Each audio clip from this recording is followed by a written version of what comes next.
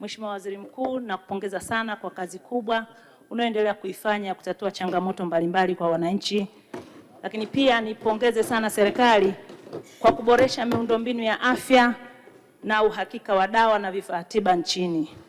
Mheshimiwa Waziri Mkuu, hivi karibuni kumeibuka na taarifa za kuenea kwa ugonjwa wa Ebola kwa baadhi ya nchi za jirani, ambapo na kwa kuwa nchi yetu ina mahusiano mazuri sana na nchi hizi za jirani kwa maana ya kibiashara na mahusiano ya kijamii. Je, serikali imejipangaje kudhibiti na kukabiliana na janga hili la Ebola? Asante. Mheshimiwa Waziri Mkuu. Mheshimiwa Waziri Mkuu. Mheshimiwa Spika, na kushukuru kwa nafasi hii nijibu swali la Mheshimiwa Asha Moto kama ifuatavyo. Mheshimiwa Spika, kwanza nimpongeze Mheshimiwa mbunge kwa kulileta swali hili kwa wakati. Ni jambo ambalo linaendelea katika maeneo mbalimbali hapa Afrika. Mheshimiwa Spika, kwanza nitumie bunge lako tukufu kusema mpaka sasa tuko salama, nchi yetu iko salama.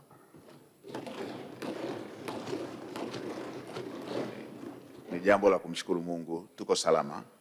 Mheshimiwa Spika, kwa kuwa kama alivyosema Mheshimiwa mbunge, nchi yetu ina mahusiano mema na sio tu ya kiserikali, ya watu na watu mipakani, na pia Tanzania sio kisiwa, na jambo hili ni jambo la milipuko inayotokea maeneo mbalimbali, ni jambo linaloweza kutokea katika nchi yoyote.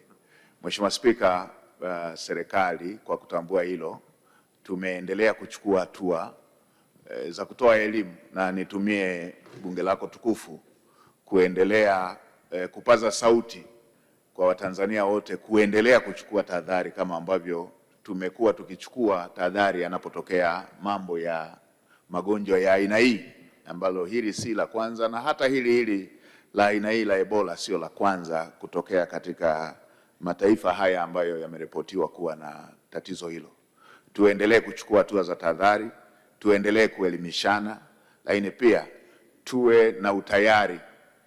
Mtu anapotoka nje ya nchi, anapotoka nje ya mipaka, awe Mtanzania, awe mgeni, tuwe na utayari wa kufanya vipimo, na tuwe na utayari wa kutokuficha tetesi hizo, lakini pia na kutokuficha dalili hizo, ili kuweza kupata huduma ya kwanza ambayo itasaidia kutokuruhusu ugonjwa kusambaa endapo kuna mgeni ama dalili zozote ama tetezi zozote zitajitokeza katika eneo lolote lile. Mheshimiwa Spika, kwa undani zaidi, Mheshimiwa Waziri wa Afya Mheshimiwa Mohamed Mchengerwa pamoja na timu yake ya wataalamu wanajipanga kuendelea kutoa elimu hii, lakini pia na kutoa taarifa kuhusu hali halisi ya jambo hilo ndani ya nchi yetu. Mheshimiwa Spika, Mungu ni mwema, bado tuko salama. Tuendelee kumwomba Mungu, hajawahi kushindwa. Tumewahi kuvuka mambo mengi magumu ya aina hii, na hata hii tutavuka salama.